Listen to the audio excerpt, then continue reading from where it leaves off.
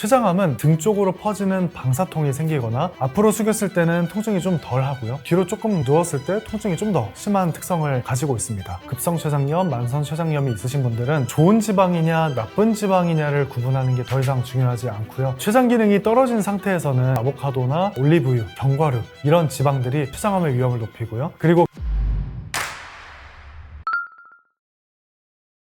췌장암 환자의 70에서 80% 정도가 진단 당시에 이미 3기에서 4기인 경우가 많습니다. 이 단계에서는 상장간 동맥이나 아니면 복강 동맥을 침범한 경우가 많이 있고요. 간이나 복막까지 전이 되어 있는 경우가 굉장히 흔합니다. 그래서 이런 경우에는 사실 일반적인 조금 더 치료가 쉬운 암은 그냥 절제술을 하면 조금 더 관해가 되는 경우가 있는데요. 이렇게 전이가 많이 된 상태에서는 수술로 해결하기가 어려운 경우가 많기 때문에 이미 췌장암을 발견했을 때는 보통은 5년 생존율이 약 10% 정도밖에 되지 않습니다. 10명이 진단을 받았다면 5년 후에 살아계실 분이 한 분 정도밖에 되지 않을 정도로 굉장히 무서운 암이라는 것이고요. 그 이유가 굉장히 췌장암은 늦게 발견되기 때문입니다. 왜 이렇게 늦게 발견되는지 궁금하실 텐데요. 췌장암은 초기의 성장 속도가 굉장히 빠른 암이고요. 그리고 별다른 통증이 없습니다. 별다른 신호가 없기 때문에 뇌가 췌장암이 진행되는지 전혀 모르는 상태에다가 마지막에 돼서야 조금씩 이상 신호들이 생기면서 병원에 가서 3, 4기 때 발견하게 되고요. 그리고 혈관과 신경을 타고 전이가 굉장히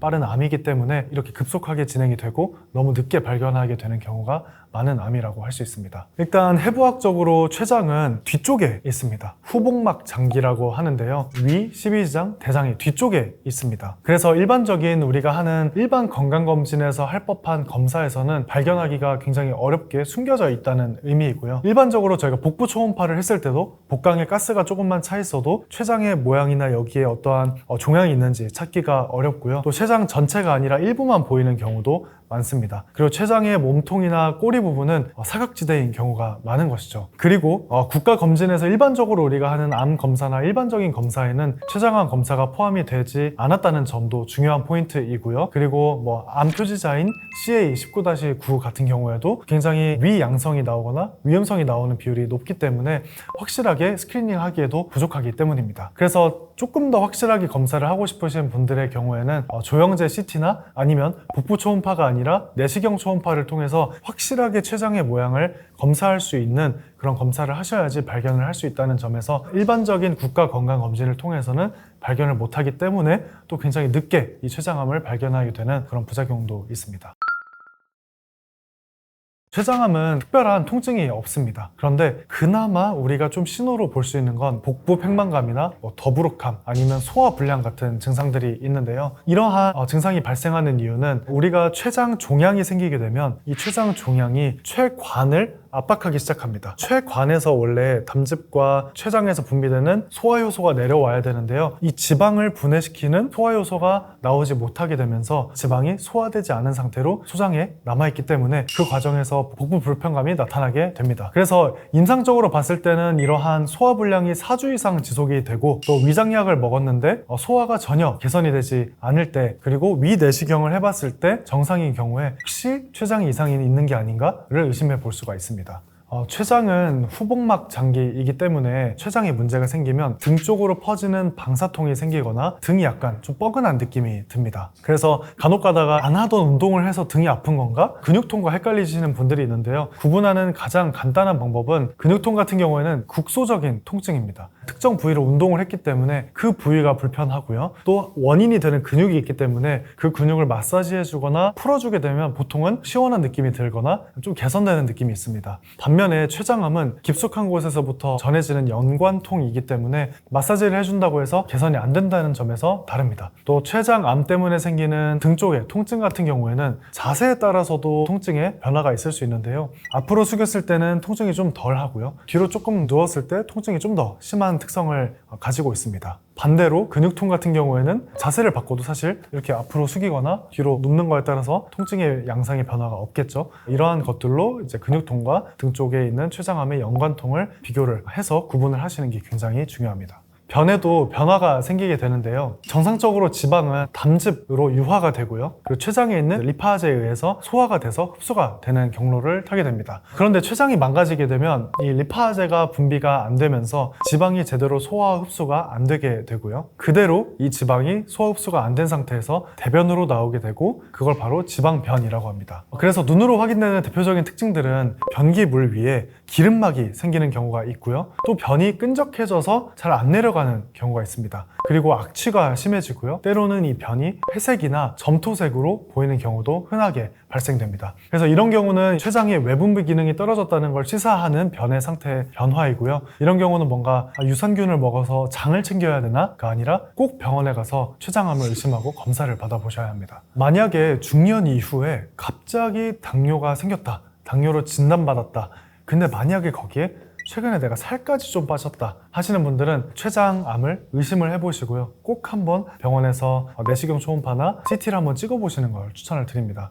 췌장암과 당뇨의 관계는 한 방향이 아니고요. 당뇨가 지속되면 췌장암의 위험을 높이고요. 췌장암이 곧 당 조절을 망가뜨리면서 신규 당뇨를 만들기도 하는데요. 종양이 췌장 조직을 침범을 하게 되면 인슐린을 분비하는 베타세포의 기능을 저하시키면서 똑같은 양의 탄수화물에 원래 혈당이 잘 조절이 되던 사람도 이 베타세포에서 인슐린 분비가 잘 안 되면서 혈당이 계속 높은 고혈당 상태로 유지가 되게 됩니다. 그 과정에서 당화의 색소가 높아지고 당뇨로 진단을 받게 되는 것이고요. 그리고 종양에서 분비되는 염증 물질이 또 많이 분비되는 과정에서도 우리 몸의 인슐린 저항성이 높아지게 되면서 또 전체적으로 공복 혈당이 높아지고 식후 혈당이 조절이 안 되면서 당뇨가 진단이 되게 되는 것입니다. 2형 당뇨는 생활습관병이기 때문에 서서히 공복 혈당이 높아지고 서서히 악화돼야 되는데 어느 날 갑자기 나도 모르던 당뇨가 생겼다. 그러면 뭔가 암이 급격하게 커지면서 췌장의 조직을 침범한 경우의 가능성이 높기 때문에 꼭 한번 체크를 해보시도록 저는 말씀드리고 있습니다.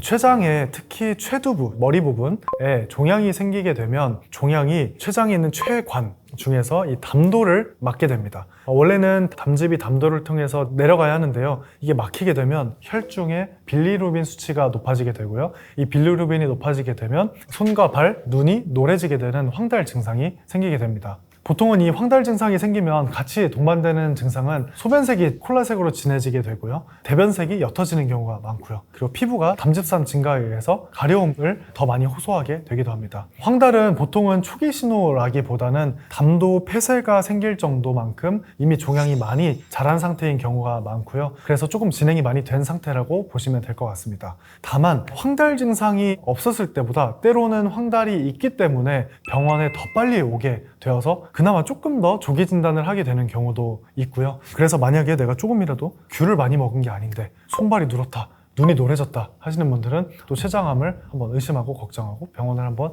가보시는 것도 필요하다고 말씀드릴 수 있을 것 같습니다.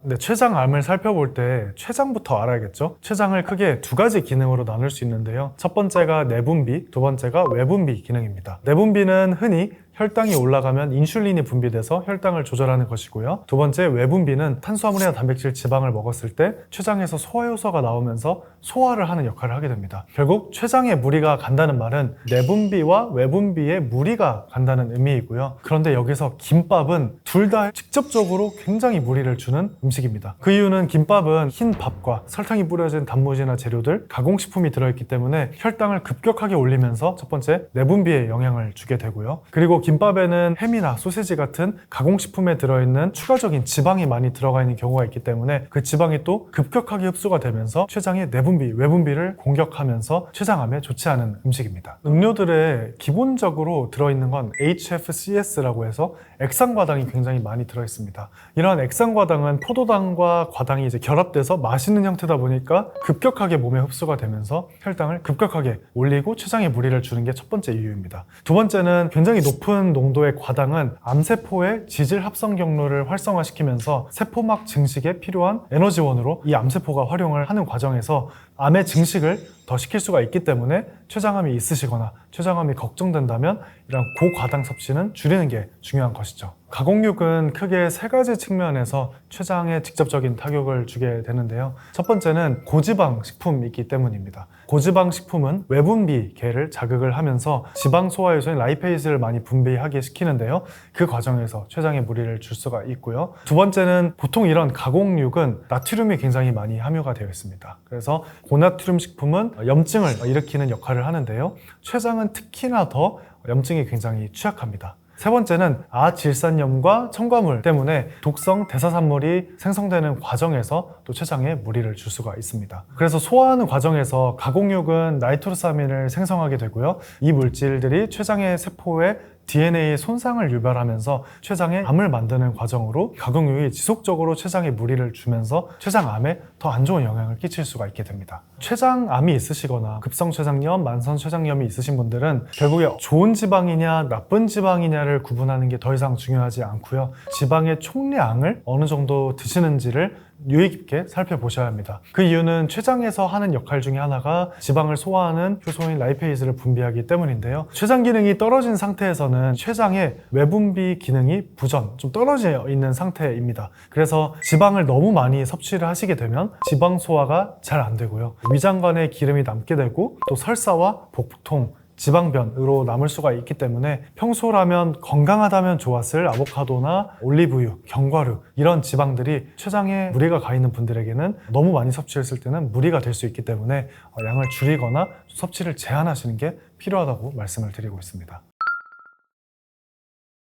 췌장암은 단순하게 다른 종류의 암들처럼 싹둑 종양만 잘라내기는 어렵고요. 소화, 담즙, 위장관의 통로를 다시 만드는 이런 재건 수술까지 해야 되기 때문에 수술 난이도가 높다고 할 수 있습니다. 대표적인 수술이 최12지장 수술인 위플 수술인데요. 보통 이 제거 범위에서 췌장 머리, 12지장, 그리고 담관의 일부, 담낭, 때로는 위의 일부까지 떼어내는 경우가 많이 있습니다. 또 췌장 주변에는 대동맥이나 문맥, 상장 감막 혈관 등의 이런 대혈관들이 밀집이 되어 있기 때문에 수술을 잘못해버리면 또 큰 혈관을 건드리면서 위험해질 수가 있습니다. 또 췌장은 소화 요소가 굉장히 많고 강력합니다. 그래서 수술하는 과정에서 이러한 수술 후에 누출이 생기게 되면 자기 조직을 녹이는 합병증이 생길 수 있는 위험도가 굉장히 높고요. 마지막으로 보통은 췌장암을 발견했을 때는 굉장히 많이 진행되어 있는 경우가 많습니다. 그 말인즉슨 체중 감소도 굉장히 많이 진행되어 있고요. 기력도 많이 떨어진 상태에서 병원에서 발견이 되고 수술을 하는 경우가 많기 때문에 수술 이후에 잘 회복하는 게 중요한데 체력이 부족하기 때문에 수술 이후에 회복을 하기가 어려워지기 때문에 또 췌장암의 수술이 굉장히 어려운 경우가 많습니다. 한 달간 계속 소화불량이 지속이 되고 위장약을 먹어도 해소가 안 된다. 첫 번째. 두 번째는 나는 다이어트를 한 적이 없는데